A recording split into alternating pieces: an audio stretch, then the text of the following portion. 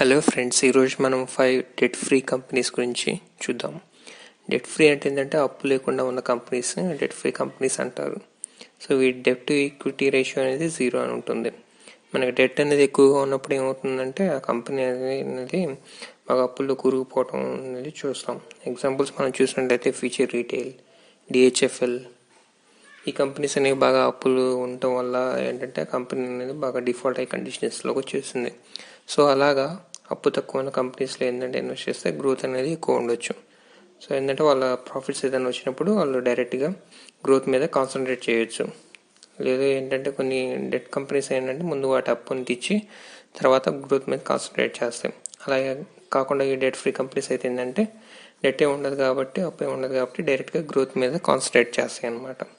So వీటిలో growth అనేది కొంచెం ఎక్కువగా ఉండొచ్చు మిగతా వాటి మీద పోల్చుకుంటే. సో అందులో మనకు ఫస్ట్ కంపెనీ వచ్చేసరికి ఎస్బీఐ లైఫ్ ఇన్సూరెన్స్. మనకి చూసినట్లయితే ఇన్సూరెన్స్ కంపెనీస్ అనేవి బాగా మంచిగా పర్ఫామ్ చేసే ఛాన్సెస్ అనేవి ఎక్కువ ఉన్నాయి ఫ్యూచర్లో. సో ఎందుకంటే మోస్ట్ ఆఫ్ ద పీపుల్ ఎక్కువ ఇన్సూరెన్స్ ప్రిఫర్ చేస్తూ ఉంటారు. ఈ కోవిడ్ వల్ల ఏంటంటే ఎక్కువ మందికి బాగా అలవాటు అయిపోయింది అనమాట ఇన్సూరెన్స్ తీసుకోవటం. సో వాటి మీద కాన్సన్ట్రేట్ చేయటం. సో ఈ స్టాక్ మనం చూసినట్టయితే లాస్ట్ 1 yearలో 976 దగ్గర ఆ ప్రైస్ దగ్గర ఉందన్నమాట. సో అరౌండ్ 1000 ఆ ప్రైస్ దగ్గర ఉంది. సో వన్స్ కోవిడ్ స్టార్ట్ అయిన తర్వాత అది డ్రాస్టిక్గా పడిపోయింది. ఎంతవరకు పడిపోయింది? 540 లెవెల్స్, 50% అనేది పడిపోయింది. సో అక్కడి నుంచి ఇంక్రీజ్ అవుతూ కరెంట్ 900 లెవెల్స్ దగ్గర ట్రేడ్ అవుతూ ఉంది. సో ఈ స్టాక్ అనేది పెరిగే ఛాన్సెస్ అనేవి చాలా ఎక్కువగా ఉన్నాయి అనమాట. సో ఈ స్టాక్తో పాటు హెచ్డిఎఫ్సి లైఫ్ కూడా మనం చూడొచ్చు. సో ఈ 2 స్టాక్స్ అనేవి మంచిగా పర్ఫామ్ చేసే ఛాన్సెస్ అనేవి ఎక్కువగా ఉన్నాయి. సో మనం నెక్స్ట్ స్టాక్ చూసినట్లయితే హెచ్డిఎఫ్సి ఏఎంసి. ఏఎంసి బిజినెస్ అంటే ఏంటంటే మ్యూచువల్ ఫండ్స్ ఉంటాయి కదా, ఆ మ్యూచువల్ ఫండ్స్ని ఇవి హ్యాండిల్ చేస్తూ ఉంటుంది అనమాట. వీటి సపరేట్ ఫండ్ మేనేజర్స్ వీళ్ళందరూ ఉంటారు. సో ఇవి కొన్ని ఫండ్స్ అనేది తీసుకుంటూ వస్తూ ఉంటుంది. ఆ ఫండ్స్ ఎక్స్పెన్స్ రేషియో వాటి వల్ల ఏంటంటే కంపెనీ అనేది మంచిగా పర్ఫామ్ చేస్తూ ఉంటుంది. సో ఫ్యూచర్లో మ్యూచువల్ ఫండ్స్ కూడా మంచి గ్రోత్ ఉండే ఛాన్సెస్ అనేవి ఎక్కువగా ఉన్నాయి. సో ఈ స్టాక్ కూడా పెరిగే ఛాన్సెస్ అనేవి ఎక్కువ ఉన్నాయి. నెక్స్ట్ ఈ సెక్టార్లో ఇది మంచి లీడర్ అనమాట. లిస్టెడ్ కంపెనీస్లో ఇది మంచి లీడరు. మిగతా స్టాక్స్ వచ్చేసరికి నిప్పాన్ ఏఎంసి, యూటీఏఎంసి, వాటి మీద ఈ స్టాక్ అనేది మంచిగా పర్ఫామ్ చేస్తూ ఉంది.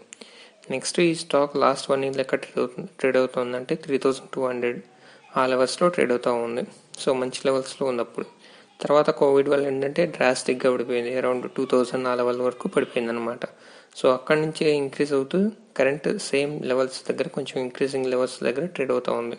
2900, 2800 లెవెల్స్ దగ్గర. సో ఈ స్టాక్ కూడా మనకి పెరిగే ఛాన్సెస్ అనేవి చాలా ఎక్కువ ఉన్నాయి అనమాట. అరౌండ్ 3200 ఇంతకు మించి ఎక్కువ లెవెల్స్ వెళ్ళే ఛాన్సెస్ అనేవి ఎక్కువ ఉన్నాయి అనమాట. సో ఈ స్టాక్ కూడా మనం లాంగ్ టర్మ్లో మంచి తీసుకోవచ్చు. ఈ స్టాక్ కూడా పెద్ద డెట్ అనేది లేదు, డెట్ అనేది 0 ఉంది. సో దీని మెయిన్ ప్రమోటర్ వచ్చేసరికి మనం చూసినట్లయితే హెచ్డిఎఫ్సి అనమాట. మన నెక్స్ట్ స్టాక్ చూసినట్లయితే వర్ల్పూల్ ఇండియా. ఈ కంపెనీ ఏం చేస్తుందంటే refrigerators, washing machines, air coolers, micro ovens ఇవన్నీ తయారు చేస్తుంది అనమాట. ఇది ఒక ఇండియాలోనే కాకుండా మిగతా కంట్రీస్లో కూడా కొన్ని కంపెనీస్తో మధ్య అయ్యి అక్కడ కూడా ఈ ప్రొడక్ట్స్ అనేది తయారు చేస్తూ ఉంటుంది. సో ఫ్యూచర్లో ఏంటంటే అర్బనైజేషన్ ఎక్కువ పెరిగిపోతూ ఉంటుంది. సో దానివల్ల ఏంటంటే ఎక్కువ మంది వీటికి ప్రిఫర్ చేస్తూ ఉంటారు. సో ఈ స్టాక్ మనం చూసినట్లయితే లాస్ట్ 1 yearలో 2400 లెవెల్స్లో ట్రేడ్ అవుతూ ఉంది. సో ఆ లెవెల్స్లో ట్రేడ్ అవుతుంది. సో అక్కడి నుంచి బాగా పెరిగి తర్వాత కోవిడ్ వల్ల ఏంటంటే డ్రాస్టిక్గా పడిపోయింది. 1600, 1700 ఆ లెవెల్స్కి వచ్చేసింది. సో అక్కడి నుంచి ఇంక్రీజ్ అవుతూ కరెంట్ ఏంటంటే మంచి హై ప్రైస్లో ట్రేడ్ అవుతుంది. 2580 ఆ లెవెల్స్లో ప్రీ కోవిడ్ ఏదైతే లెవెల్ ఉందో సేమ్ అదే లెవెల్స్లో అనేది ట్రేడ్ అవుతూ ఉంది. సో ఈ స్టాక్ కూడా మనం ఫ్యూచర్లో మంచి గ్రోత్ అనే ఉండొచ్చు. సో ఈ స్టాక్ కూడా మనం వాచ్ లిస్ట్లో యాడ్ చేసుకోవచ్చు. మన నెక్స్ట్ స్టాక్ చూసినట్లయితే కోఫోర్జ్ లిమిటెడ్. ఇదేంటంటే ఐటీ సెక్టార్ స్టాక్ ప్లస్ ఈ కంపెనీ అనేది మల్టీనేషనల్ కంపెనీ అనమాట. ఎక్కువ మోస్ట్ ఆఫ్ ద కంట్రీస్లో ఉంది. సో ఈ స్టాక్ మెయిన్ సాఫ్ట్వేర్స్ వచ్చేసరికి insurance companies, travel, hospitality, so ఈ సెక్టార్స్లోనే సాఫ్ట్వేర్ తయారు చేస్తూ ఉంటుంది. సో దానివల్ల దీనికి రెవెన్యూ వస్తుంది అనమాట. సో ఈ స్టాక్ కూడా మంచిగా పర్ఫామ్ చేస్తుంది లాస్ట్ 1 yearలో. చూసినట్లయితే మనకి 1580 ఆ లెవెల్స్లో ట్రేడ్ అవుతుంది ప్రీవియస్ 1 year 2019 ఆ టైంలో. సో అక్కడి నుంచి మంచి లెవెల్స్లో ట్రేడ్ అవుతుంది. దాని తర్వాత కోవిడ్ వల్ల కొంచెం బాగా పడిపోయింది అనమాట.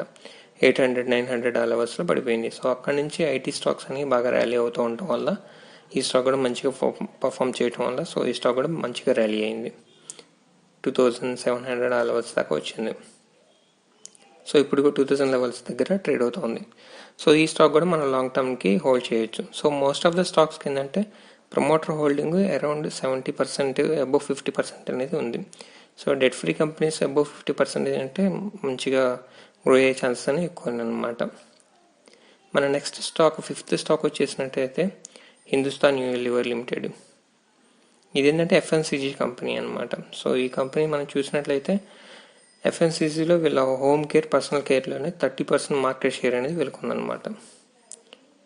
సో ఈ స్టాక్ కూడా మనం చూసినట్లయితే వీళ్ళ ప్రొడక్ట్స్ వచ్చేసరికి Kwality, Lakme, Surf Excel, Rin, personal కేర్లో హార్లిక్స్, ఇవన్నీ అనమాట.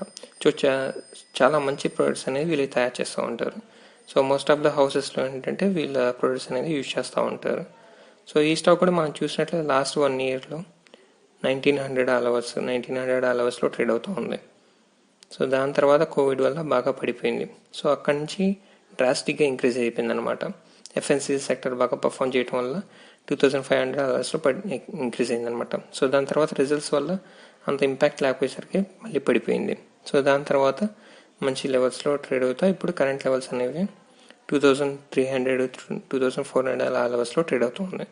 సో ఈ స్టాక్ కూడా మనం ఫ్యూచర్లో మంచిగా పర్ఫామ్ చేయొచ్చు. సో ఈ స్టాక్ కూడా మంచి ఫ్యూచర్ గ్రోత్ అనేది ఉండొచ్చు.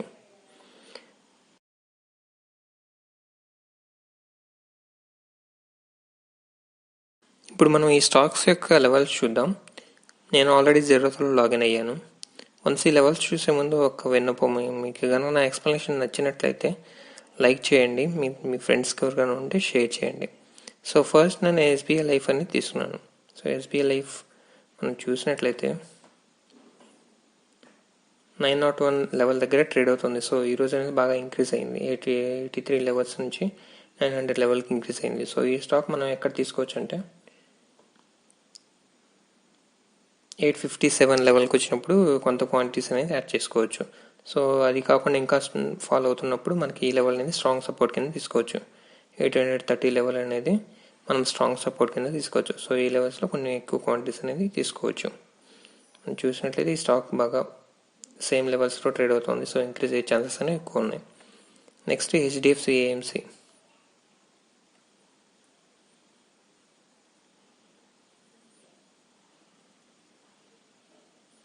సో ఈ స్టాక్ చూసినట్లయితే మనకి 2894 లెవెల్ దగ్గర ఉంది. సో ఇప్పుడు కరెంట్ సపోర్ట్ దగ్గరే ఉంది.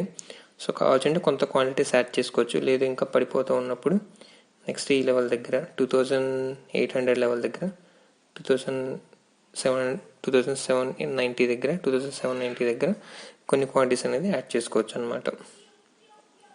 లేదా అక్కడి నుంచి ఇంకా డ్రాస్టిక్గా పడిపోతున్నప్పుడు నెక్స్ట్ ఈ లెవెల్ అనేది 2730 లెవెల్ అనేది కొంత క్వాంటిటీస్ అనేది యాడ్ చేసుకోవచ్చు అనమాట. సో ఈ స్టాక్ పెరిగే ఛాన్స్ అనేవి ఎక్కువ ఉన్నాయి. ఎందుకంటే కోవిడ్ సిచ్యువేషన్ అప్పుడు మనకి 3300 లెవెల్ దగ్గర ఉంది. సో ఇప్పుడు అనేది లో వాల్యుయేషన్స్లో ట్రేడ్ అవుతుంది. పెరిగే ఛాన్స్ అనేవి ఎక్కువ ఉన్నాయి అనమాట. మన వాల్పూల్ స్టాక్ చూసినట్లయితే ఇది బాగా ఇంక్రీజ్ అయిందనమాట. 2300 లెవెల్స్ నుంచి 2600 ఆ లెవెల్స్ దాకా వెళ్ళింది. సో ఈ స్టాక్ మనం ఏం చేయాలంటే ఫస్ట్ ఈ లెవెల్ నుంచి పడిపోతున్నప్పుడు 2500 దగ్గర కొంత క్వాంటిటీస్ అనేది యాడ్ చేసుకోవచ్చు. లేదా అక్కడి నుంచి బాగా డ్రాస్టిక్ పడిపోతున్నప్పుడు 2400 లేదా 2300 ఈ లెవెల్స్కి వచ్చినప్పుడు కొన్ని క్వాంటిటీస్ అనేది యాడ్ చేసుకోవచ్చు. దీనికి స్ట్రాంగ్ సపోర్ట్ మనం చూసినట్లయితే ఈ లెవెల్ దగ్గర కొంత స్ట్రాంగ్ సపోర్ట్ అనేది మనం చూడొచ్చు. 2170 ఈ లెవెల్ దగ్గర. సో ఇది పడిపోతున్నప్పుడు కొంత క్వాంటిటీస్ అనేది యాడ్ చేసుకోవడం మంచిది. నెక్స్ట్ స్టాక్ చూసినట్లయితే కోఫోర్జ్. ఈ స్టాక్ మనం చూసినట్లయితే కొంత హై లెవెల్స్లోనే ఉంది. హై ఇంక్రీజింగ్ లెవెల్స్లో ఉంది. సో ఈ స్టాక్ మనం ఎక్కడ యాడ్ చేసుకోవచ్చు అంటే 2579 ఈ లెవెల్స్ దగ్గర కొంత క్వాంటిటీస్ అనేది యాడ్ చేసుకోవచ్చు. లేదా అక్కడి నుంచి ఇంకా పడిపోతున్నప్పుడు ఈ లెవెల్ దగ్గర మనం స్ట్రాంగ్ సపోర్ట్ అనేది చూడొచ్చు. 2400 ఆ లెవెల్స్ దగ్గర 2400 లెవెల్ దగ్గర మనం స్ట్రాంగ్ సపోర్ట్ అనేది చూడొచ్చు. సో ఇక్కడ కూడా కొంత క్వాంటిటీస్ అనేది యాడ్ చేసుకోవచ్చు. మన నెక్స్ట్ స్టాక్ చూసినట్లయితే హిందుస్థాన్ యూనిలివర్. ఇది చూసినట్లయితే కరెంట్ రెసిస్టెన్స్ దగ్గర ఉంది. సో ఈ స్టాక్ అనేది పడిపోయే ఛాన్సెస్ కొంచెం ఎక్కువ ఉన్నాయి. సో అక్కడి నుంచి మనం ఈ లెవెల్కి వచ్చినప్పుడు 2318 రూపీస్ దగ్గర వచ్చినప్పుడు కొంత క్వాంటిటీస్ అనేది యాడ్ చేసుకోవచ్చు. లేదు అది కాదు ఇంకా అక్కడి నుంచి పడిపోతున్నప్పుడు నెక్స్ట్ ఈ లెవెల్ 2300 లెవెల్ దగ్గర కొంత ఎక్కువ క్వాంటిటీస్ అనేది యాడ్ చేసుకోవచ్చు. సో ఈ స్టాక్ కూడా చూసినట్లయితే బాగా ఇంక్రీజింగ్ లెవెల్స్లోనే ఉంది. సో ఇంక్రీజ్ అయ్యే ఛాన్సెస్ అనేవి ఎక్కువ ఉన్నాయి అనమాట. That's it about this debt free companies. ఇంకా మీకు ఏదైనా స్పెసిఫిక్ స్టాక్ రిలేటెడ్ డౌట్స్ ఉంటే కింద కామెంట్ సెక్షన్లో పింక్ చేయండి.